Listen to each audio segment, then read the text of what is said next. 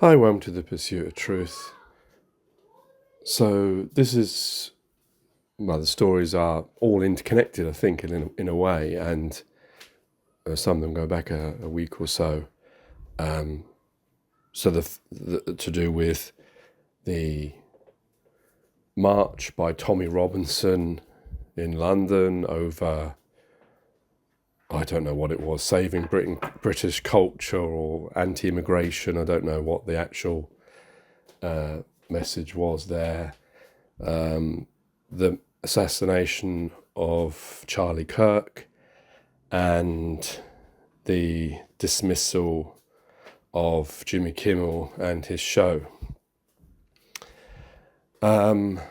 So first on this march thing, which was apparently Tommy Robinson's biggest march in London, and I mean it was a few 100,000 people, which is big for him, of course, but obviously we must remember that the Iraq-Afghanistan war marches was 1 million people, and still no one listened to those people. So I don't really know marches these days whether they really do make any difference. Look at in France when they protested for, God knows, they were months. I don't know if they ever got what they wanted. Unfortunately, that's not how power works, and it's up to those individuals in power whether they, want to jump on that bandwagon or not, whether it's in their interest to jump on it and whether they have the power to do anything with it or want to or can do. But just it shows me I know it's like a very small percentage, but it shows how, and I suppose like this you can take into the social media side of things as well, and maybe this connects with the assassination of Charlie Kirk in the sense that you can easily get people to follow your ideals. And of course, the fact is, the problem is the way that social media and the media and etc. It's all usually on the negative side of things that gain traction. It's not usually like people say like me talking about peace and trying to, not that I'm trying to, make out that I'm something kind of special. There's loads of people that are talking about things that are, far more sort of peaceful in nature and get no traction when it comes to an audience. Whereas if you started or talking about immigration in a negative way or start using, superlatives or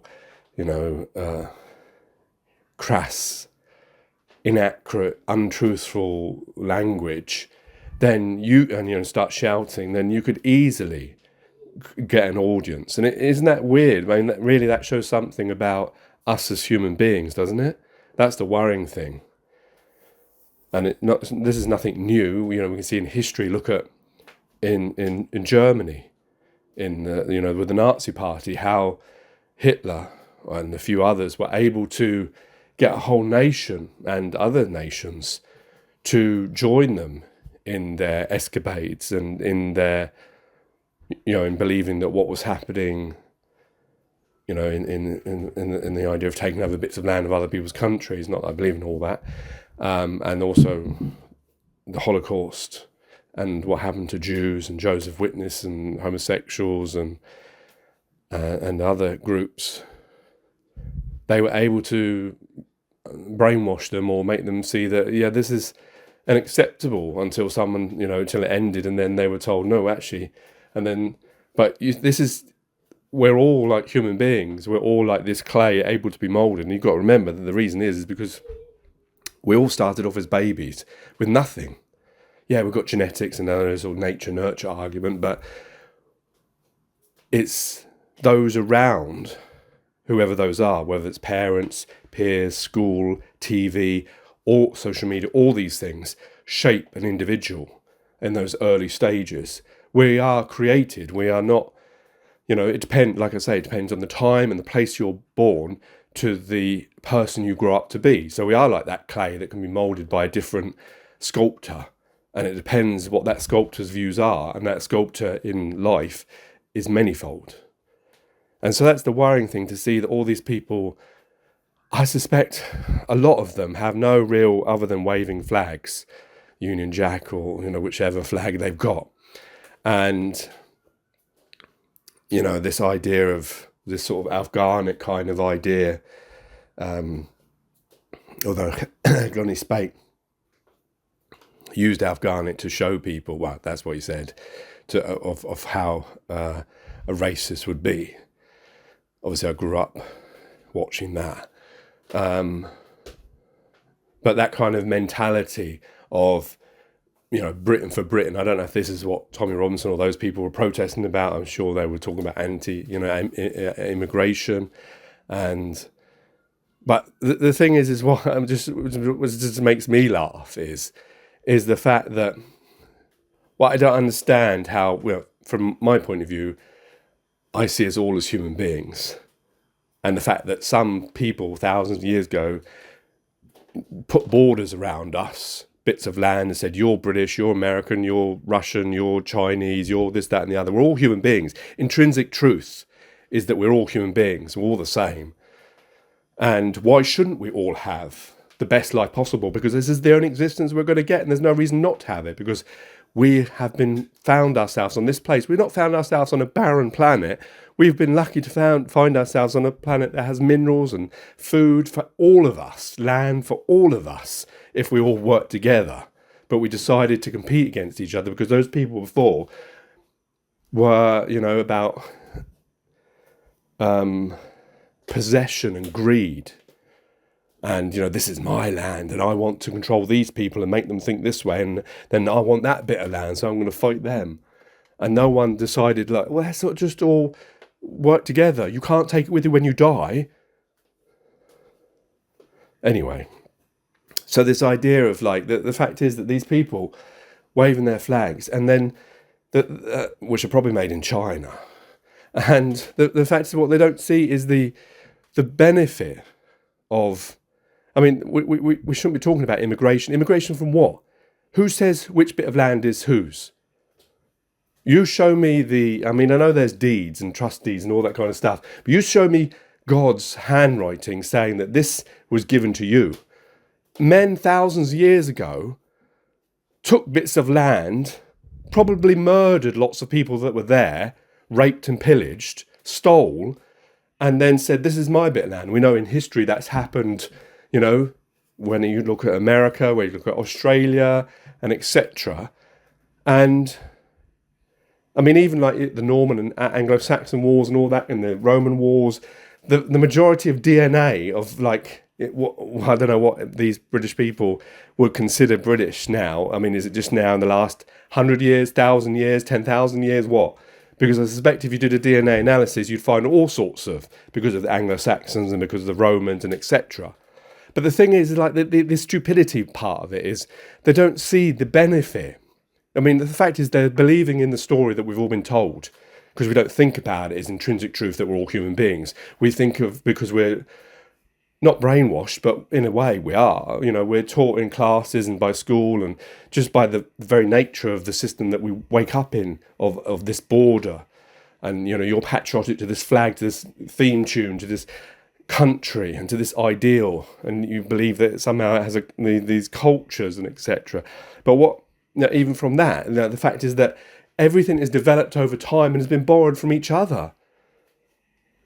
I mean, because the thing is, they'll be waving their Chinese-made flags, driving in their German or French cars, I mean, they'll be watching their Japanese TVs, eating their Indian curry takeaway, because what is the number one takeaway in the UK? And they'll be or kebabs, and they'll be using, I don't know, they will be waving their flags for the German-born monarchy. They'll be praising the idea of freedom of speech and democracy, which is Greek. They'll be using their toilets and their aqueducts and etc. The pipes and the roads that are Roman. I mean, my God, if you actually put labels on everything around you that's come from other countries or peoples from other countries, which, remember, they're actually all human beings, but this is a label that people who couldn't even use Google, who wouldn't even, wouldn't even have parley with you, made up. And we're still all believing it. But the fact is that, all these things, these inventions, English language, you got that. Okay, great, I get it. You got the number 0 is from India, is a Hindu thing, isn't it? And then there's lots of science and maths was from the Middle East, philosophy from, different places. This idea of culture is somehow, it's just this aisle. It has been integrated throughout time. I mean, I'm not a historian, but I'm pretty sure if there was a historian, he could do a much better job than I'm doing and label out how all of this is like a melting pot, and it's been borrowed from different peoples, from different places, which are, of course, all human beings. And therefore, so what are you saying? And like I saw someone on social media, I think it was Facebook, putting that because some people said that they wanted, Africans to go back to their country. If that happened, they were saying how, there'd be no construction, there'd be no, the hospitals would grind to a halt and all these other things. We don't realise how much we gain from each other. And that's the real sadness that I see of this, is that people are ignorant to the actual facts that every culture is built upon human beings from everywhere, and we all add to it. Some of those people that that are famous, they've borrowed from other cultures, and it just, I don't know. To me, it seems like why you're hating on other human beings because of some person 1,000 years ago said that this human being is different from this human being. We're all human beings. If an alien came down, he wouldn't see the difference between us. He'd see us all the same. Why are we fighting with each other? Why are we deciding that you can't come here, you can't come there, and all this kind of stuff? And the fact is, the truth of it is, the problem isn't with the immigration. It's with the government and all the people that have the money, that will always keep that 1% that have all the money, because they have the deeds, because they have all of that stuff that stays within their family, and all that money stays within that same percentage. And you're all blaming other poor people for your poorness, but it's nothing to do with that. It's to do with how our system and government is worldwide. But it's easy for people to be brainwashed into thinking, let's go wave a flag and let's go think about this, that and the other. The problem is the system. The problem is money. We don't need to have money. We don't need to have this system, because why would we shackle ourselves when we're free to do whatever we want? But the problem is we've come so far down listening to these people of the past that we're trapped in this. And seeing this and seeing these kinds of minds makes me think that we're never going to get out of this. We're always going to be doomed to live this way that some people 1,000 years have decided for us all. It isn't for the benefit of the majority. It's the benefit for those people who have power and have money and land. And it will always be that way. And then next, this goes to the Charlie Kirk assassination, where, from sort of this kind of stuff, same kind of thing, where someone has been radicalized into thinking, I don't know the ins and outs of it. I believe he did have a MAGA hat. I know now both sides are fighting whether he was from the far left or the far right. It doesn't matter. It's like, are you trying to say, subscribing that if you're on the far left or the far right, suddenly you can become like, just because Hitler came from the far right, it doesn't mean that everything from there or from the far left. It isn't about that. Individuals do things bad. That's about those individuals. And yes, there may be dangers within certain elements of fars, left or right. That it makes you. But the thing is, the actual crime is the problem. And no one deserves to, we shouldn't be killing each other per se, but obviously that is to be, just if you imagine it yourself, or if you're the children of this man or the wife or the father. And no matter what he says, sitting there and then he's just shot and his life is ended. I mean, that's just not right. But then, of course, I have heard, I didn't know much about this person, but I have heard other people putting out on social media some of the things that he did talk about, which is probably why it's causing this big debate, where he said things about, I mean, of course, I'm relying on what has been said to be the truth, about George Floyd, and that when he was murdered live on well, no, it wasn't live on TV, it was on someone's phone coverage, that it shouldn't be on TV or something like that, and how to do with, was it black women specifically, he was demeaning about, and Biden and all sorts of other things. So I think there was a lot of bad things that he appeared to have said that are not very ingratiating, and yet, and this is what interested me, is when you look at, the furore that came for Charlie Floyd, it was as if, I know he was connected, I assume, to Donald Trump and to a lot of celebrities, but it seemed like he was given such a, like a Roman emperor's death. He was talked about in his flattering terms, yet all this negativity wasn't mentioned of the things that he said. And he was called like a gentleman. I don't know. If you say some of these things, I think it's very difficult to then use that term.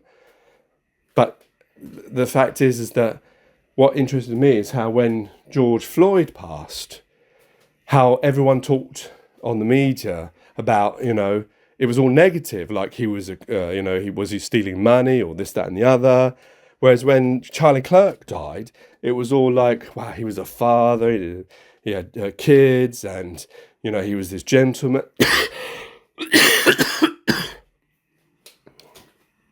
So I'm recovering from a cold. And it was like, that was very, a stark reminder of the unfortunate that we still, even on the mainstream media, seem to be living in this world where people are treated differently depending on the colour of their skin. I mean, that was only my interpretation that I saw, but also the fact that it was very gushing of positivity towards this person I'd never even seen, even from a UK perspective. So I don't really know much about the person. But yeah, no one deserves to be assassinated. No one, we shouldn't be killing each other. And we certainly, if you believe in, I mean, it doesn't help anything, because if you believe in freedom of speech, then unfortunately you have to allow people to say the bad things and hope that there's enough good people to say the good things, and that those bad things don't take traction. But yeah, a lot of people said that he did do, he was like wanted to debate arguments, but I don't know. Some of the things I've seen that he said seem like, pretty bad. But that's not a reason for him to be killed or anything like that. And then, of course, that leads on to the Jimmy Kimmel thing, where he made reference to Charlie Kirk being of one of them. I assume he meant the far right. Not Charlie Kirk, sorry, because he was on the far right. But he, the man who assassinated Charlie Kirk was one of them.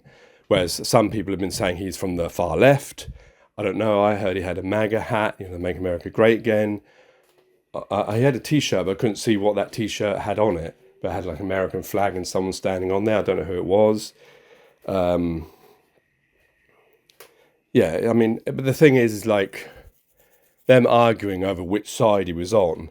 I mean, it doesn't really matter whether he was on the far right or the far left. What he did was wrong. And, that just because they believe, I'm sure there's loads of people on the far left. There's loads of people on the far right that would never do such a thing, or would never even, have that kind of thought.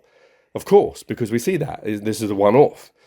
So I don't know what they're ascribing it to that side. It's just it's the same kind of thing that you get in politics, where like the Labour Conservatives or Republican Democrats, like just arguing back and forward over, just to keep us all distracted from the thing and polarising and all that kind of stuff, rather than, that what we should really be thinking about is how to all live better together in this one experience that we have.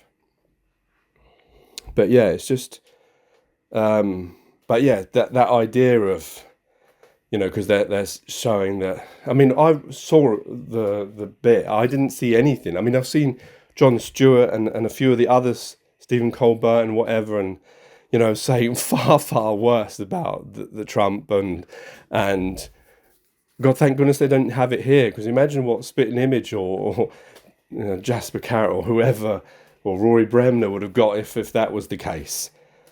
I mean, satire has been around for, even if you go back to what's Jonathan Swift and people like that. But this idea of because I saw on Sky News they had the podcast of someone from, is it the FCU? I assume they're sort of like Ofcom or something like in America, and they were talking about that it's a it can be solved in a certain way, or if they make it our problem, they seem to be suggesting that there's something to do with, I don't know, it's to do with Paramount, and this show was ABC Disney, and for licenses, and there was pressure externally, maybe even just not even made, but sort of referenced in that, spooked by the peers, the execs of that show, of Disney and ABC, to just stop the show and get rid of Jimmy Kimmel, who, I mean, I assume his scripts are validated, and I don't know if he even writes them. They now heard that, is it Jon Stewart? I can't remember his name, the guy with the beard. He's very, very funny. He's going to be taking over the Daily Show, which, I mean, he's even worse. I mean, his attack on Donald Trump and the things he was saying, I thought were far worse. But, they're just comedy. I mean, I get it, from the point of view, I'm sure Donald Trump isn't happy to hear himself described in the way he is.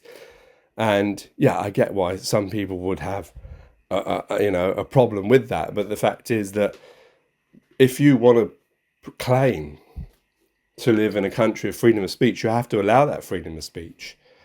And, I mean, it's not like Donald Trump doesn't have a right to reply or a massive platform. I mean, the man, I don't know any premier that speaks as much as Donald Trump. I mean, I think he's spoken more than any other president or prime minister, even in his second term. I mean, he's on the TV all the time, and he takes hours talking, going off onto different subjects. I mean, he's a great, in that way that you get answers from him, like I've said. I don't know. It just seems very worrying that in America, that, I think first it was Stephen Colbert, and now it's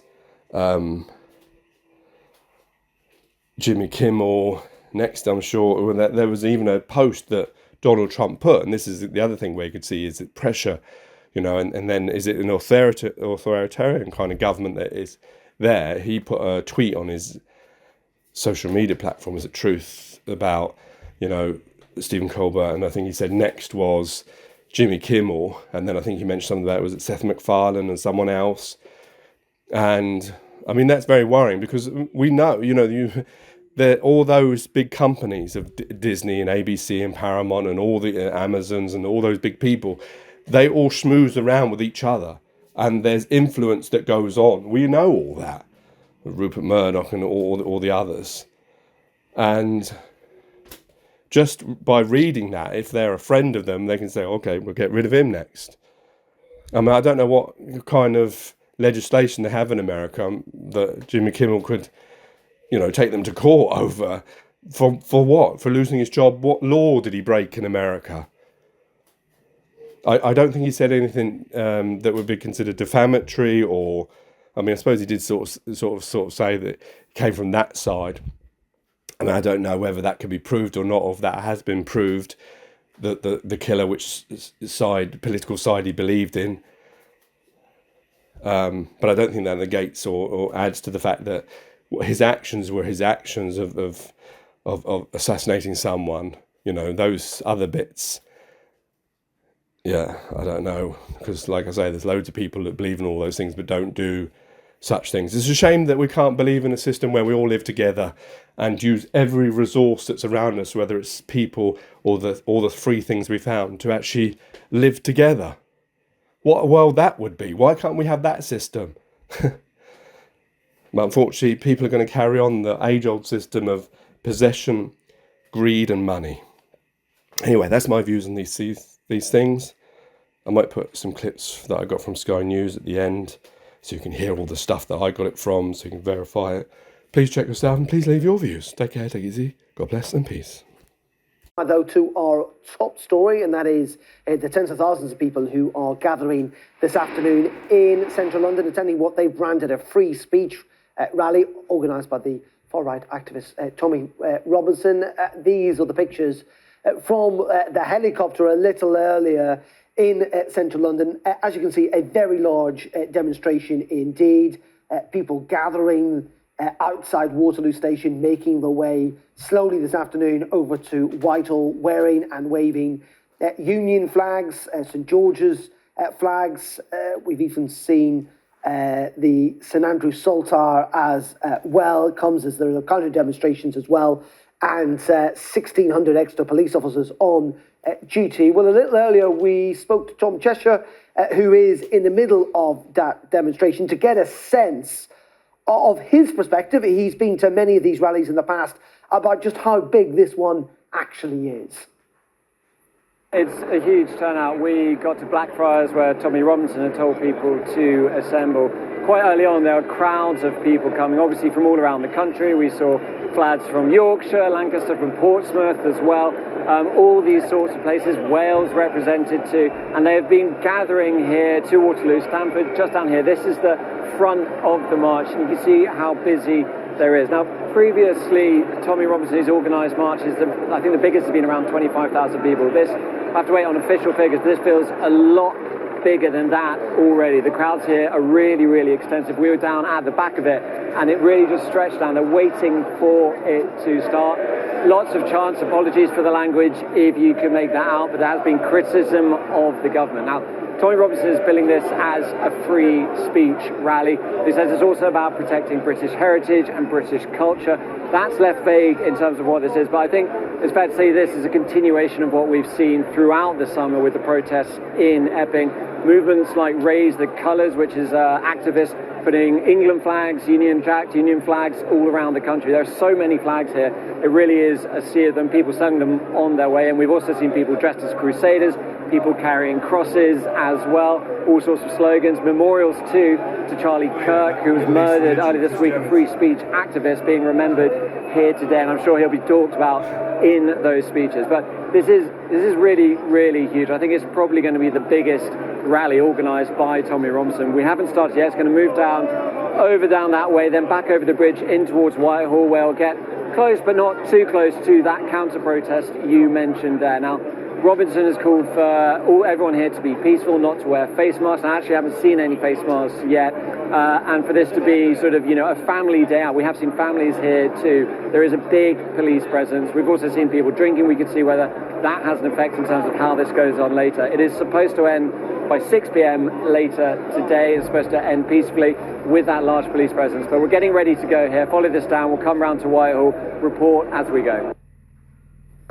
That was Tom Cheshire there. Well, as we've also been reporting, there are these counter demonstrations also being organised by a group called Stand Up to Racism.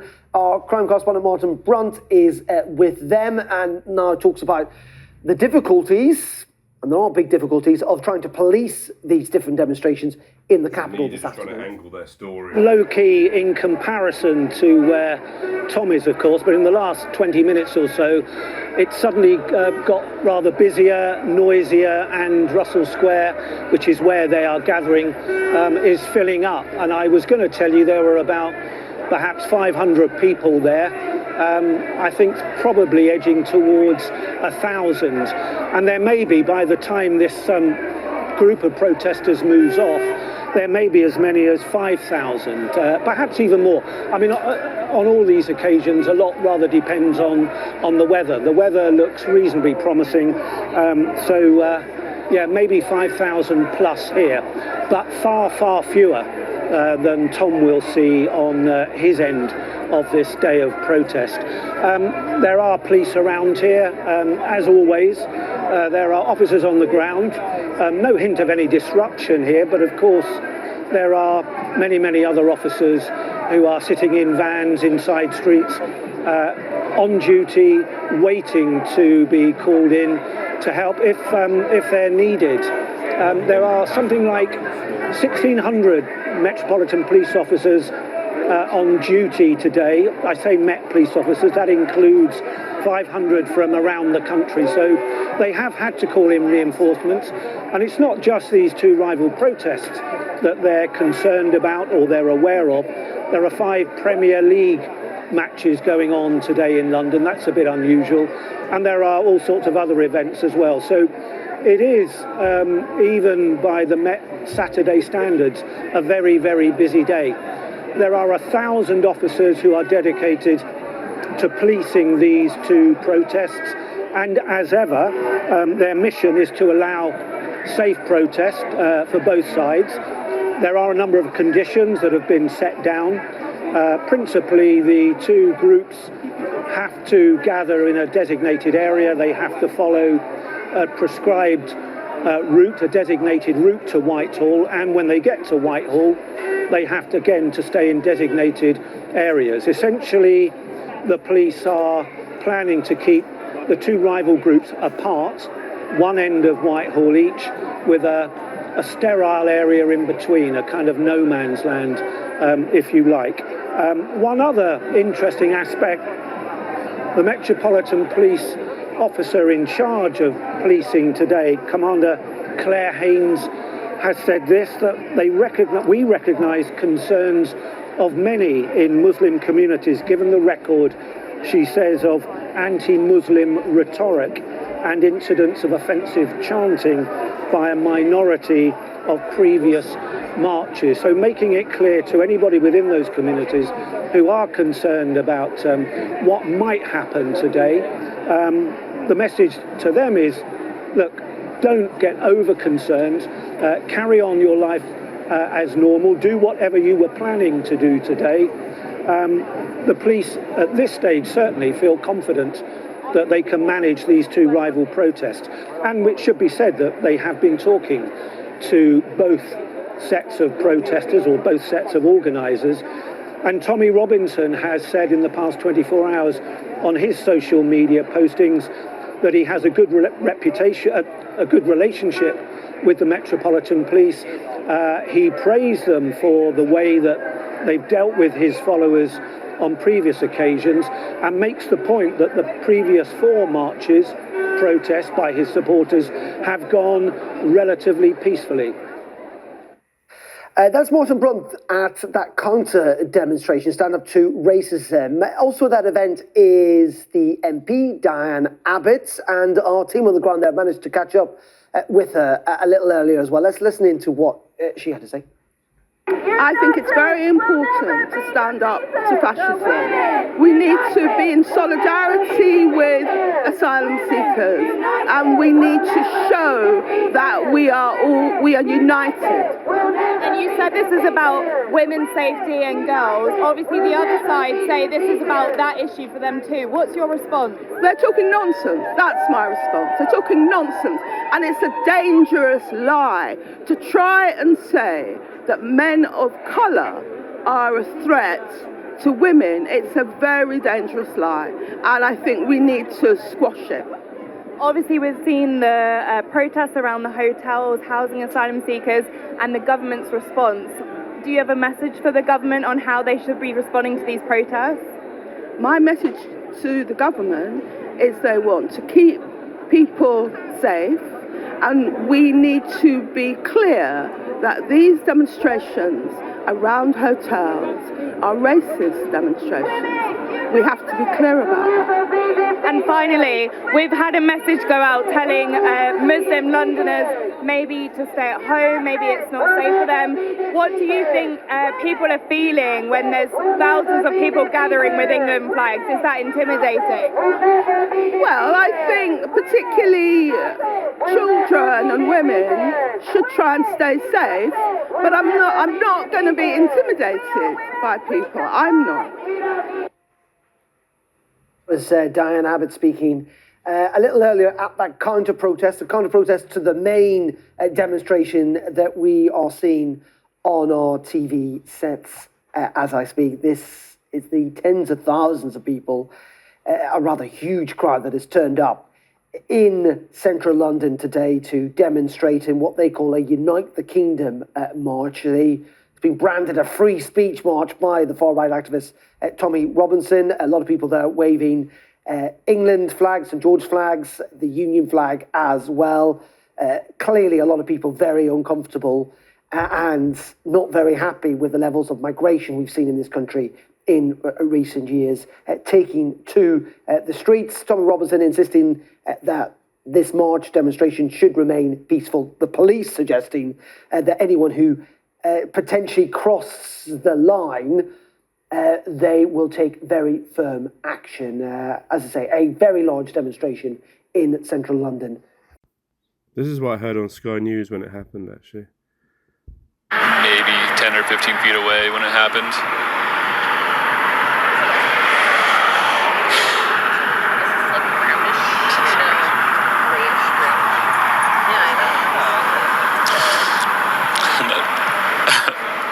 I was doing okay. And then I was putting my 5-year-old to bed, and she had me read her story about love. I just couldn't finish the story. I was thinking about Charlie's little girls, his wife. He was such a powerful human being, and at 31 years old, the things that he accomplished. It's like, we got some candles here, and I couldn't hold a candle to that at this moment. I was closer than any of the students, closer than maybe one security guard between him and I. And I heard the pop, and I knew immediately it was a gunshot. And as soon as I thought that was a gunshot, I saw Charlie's neck and the blood, and I just knew instantly that there was no chance that he was going to survive. I saw a Facebook post from someone that they were at the event too, and a man from England commented that he was glad, and now that'll shut him up, and now he can't talk anymore.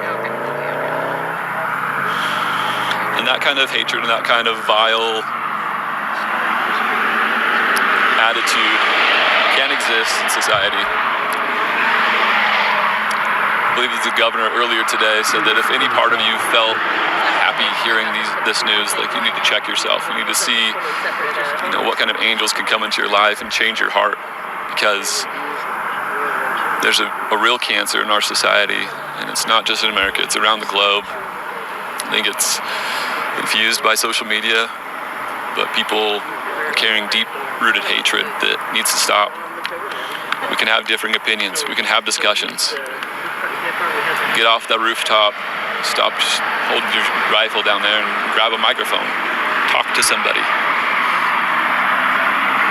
It's only when we get heart to heart and really see who people are is the only way that we're going to solve this and cure the world of the cancer that's here. I found one example of celebrities. I remember watching Sky News, and there was lots of people, even the journalists, were talking in very positive terms of this person as if they knew him. I didn't know he was that well known in UK spheres, but this is from E! News. All I can say is this doesn't make sense. Stars react to the shooting death of Charlie Kirk. The co-founder of conservative youth advocacy organization Turning Point USA died September 10th after he was shot while hosting an event at Utah Valley University in Orem, Utah. And when news of the shooting broke, actor Chris Pratt took to X to say he had the 31-year-old in his thoughts. The Guardians of the Galaxy star wrote, "Praying for Charlie Kirk right now, for his wife and young children, for our country. We need God's grace. God help us."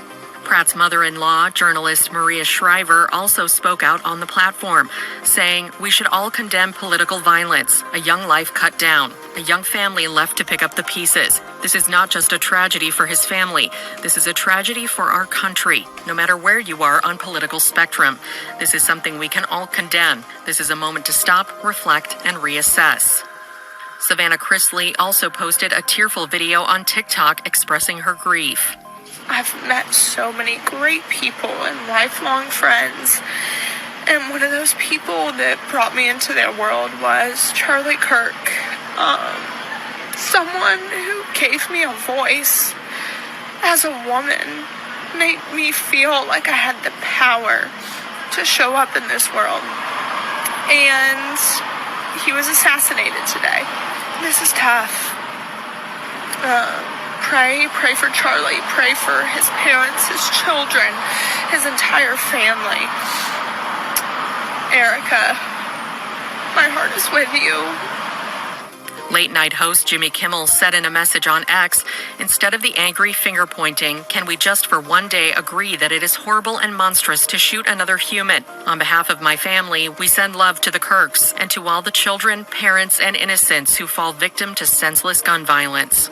While Meghan McCain added, "Rest in peace, Charlie Kirk. The mark you have made on the world will forever be a blessing and memory. We pray for your eternal rest with our Lord.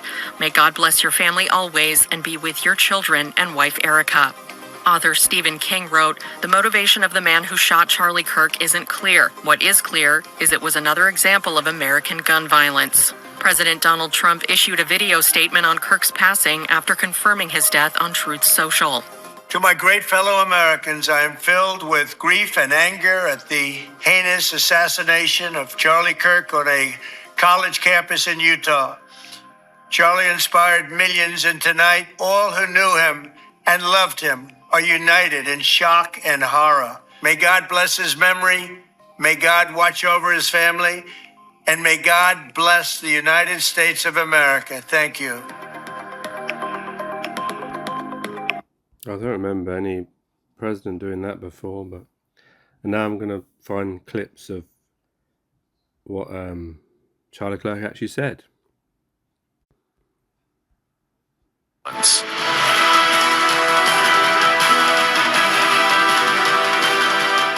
On September 8th, just days before his death, Kirk said on Fox News that young women do not value having children. This is one of the reasons we are seeing a fertility collapse in the West. He criticized women who voted for Kamala Harris, saying, "Young women who voted for Kamala Harris want careerism, consumerism, and loneliness. Trump voters, young men, they want family, children, and legacy." In August, he targeted Taylor Swift and stated, "Submit to your husband, Taylor. You're not in charge. You've got to change your name. If not, you don't really mean it."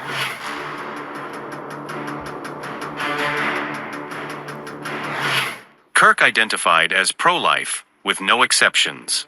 When asked what he'd do if his underage daughter got pregnant after rape, he replied, "The answer is yes, the baby would be delivered."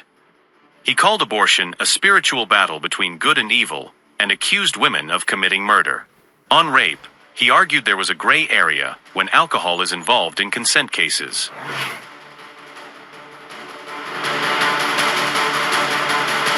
In May 2025 at the Oxford Union, Kirk praised J.K. Rowling as a hero.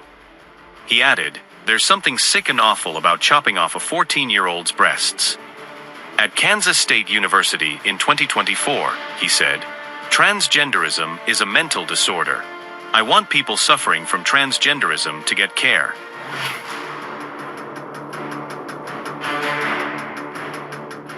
In January 2024, Kirk said, "If I see a black pilot, I'm going to be like, boy, I hope he's qualified."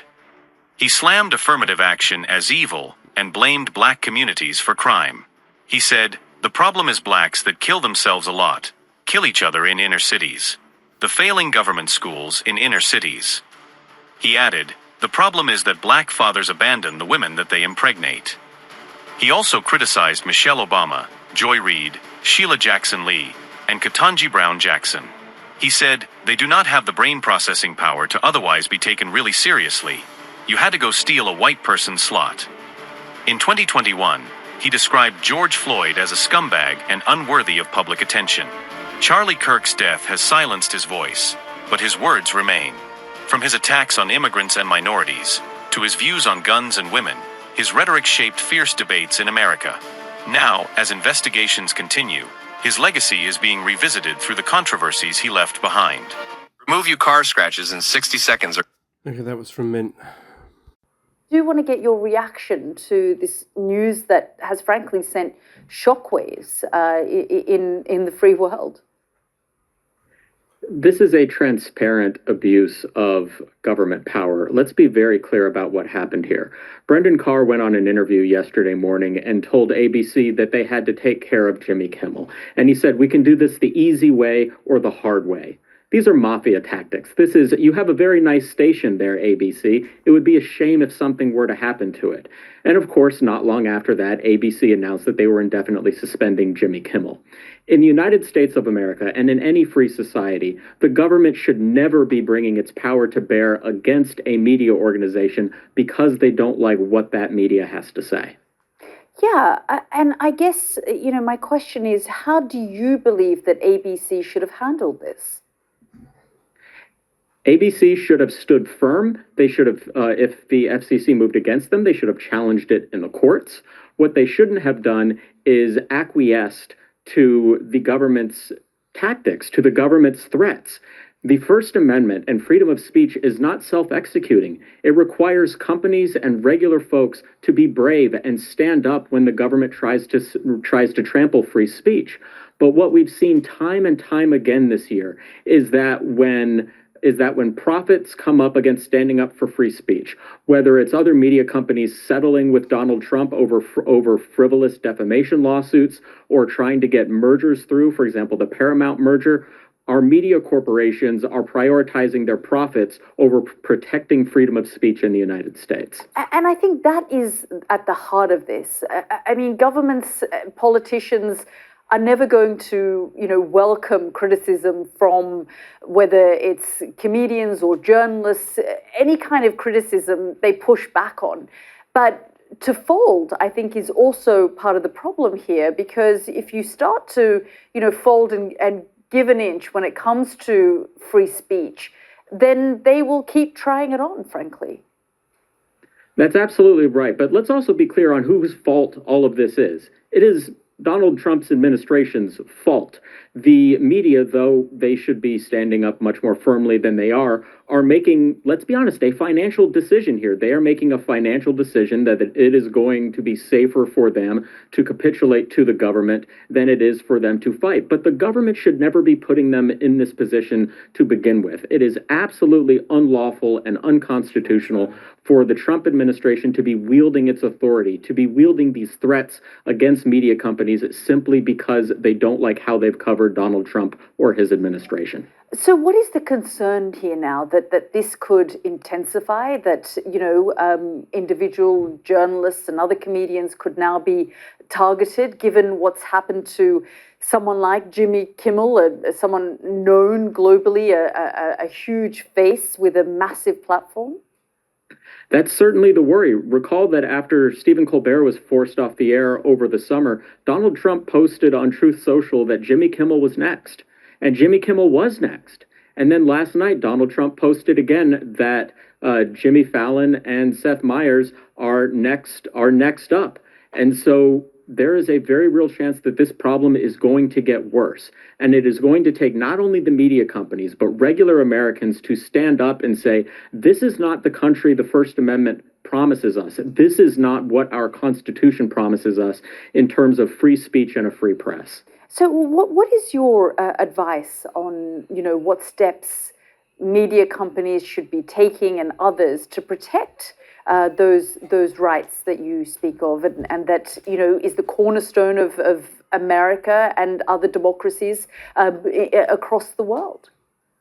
I would say I have two messages. The first is that our federal court system exists for a reason.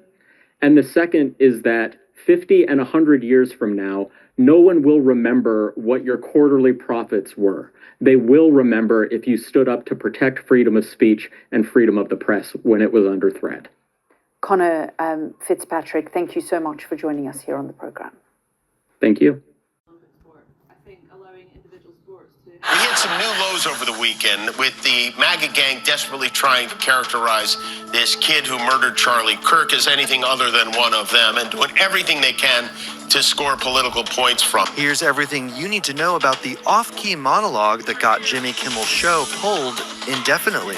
The controversy began during Monday's show when the late-night comic started off by claiming that MAGA was using Charlie Kirk's assassination to score political points. But Kimmel didn't stop there. He went on to call out President Trump, who is scheduled to deliver a speech at Kirk's memorial service on Monday, for what he deemed to be an insufficient reaction to the murder. In between the finger pointing, there was grieving. On Friday, the White House flew the flags at half-staff, which got some criticism. But on a human level, you can see how hard the president is taking this. My condolences on the loss of your friend Charlie Kirk. May I ask, sir, personally, how are you holding up over the last day and a half, sir? I think very good. And by the way, right there, you see all the trucks. They've just started construction of the new ballroom for the White House, which is something they've been trying to get, as you know, for about 150 years. And it's going to be a beauty. Yes. He's at the fourth stage of grief, construction. Demolition, construction. This is not how an adult grieves the murder of someone he called a friend. This is how a 4-year-old mourns a goldfish, okay? Kimmel then doubled down, sharing that it wasn't the first time since Kirk's murder that Trump redirected a question about the Turning Point USA founder back to the White House ballroom. And it didn't just happen once. When I heard it, I was in the midst of, building a great, for 150 years, they've wanted a ballroom at the White House, right? They don't have a ballroom. They've used tents on the lawn for President Xi when he comes over. If it rains, it's a wipeout. And so I was with the architects that would design. It's going to be incredible. And they came in, they said, Charlie Kirk is dead. I didn't know what they meant. I said, he was dead. Charlie Kirk was shot. And they thought he was dead because it was so horrific, And I said, dead. And then we installed the most beautiful chandelier. Sconces you wouldn't believe. There's something wrong with them. There really is. The backlash to Kimmel's monologue was swift, including from the Federal Communications Commission chair, Brendan Carr. The President Trump appointee blasted Kimmel's remarks and urged affiliates to preempt his program during an interview with conservative podcaster Benny Johnson. Change needs to happen on Kimmel, Carr said. Nexstar Communications, which operates 23 ABC affiliates, announced it would no longer carry the program due to Kimmel's remarks. Hours later, ABC took Carr's words and Nexstar's actions to heart and canceled the show indefinitely. Sinclair Broadcasting took things even further, announcing that the suspension wasn't enough and vowing to yank Jimmy Kimmel Live from its stations until the host apologizes directly to Charlie Kirk's family and donates to his political activist group. The company also demanded that formal discussions are held with ABC regarding the network's commitment to professionalism and accountability. Kimmel's removal has sparked fierce debate, with critics accusing ABC and its parent company Disney of bowing to political pressure, as President Donald Trump cheered the suspension. All this as the dominoes continue to fall and true extent of the fallout has yet to be seen. New York Post.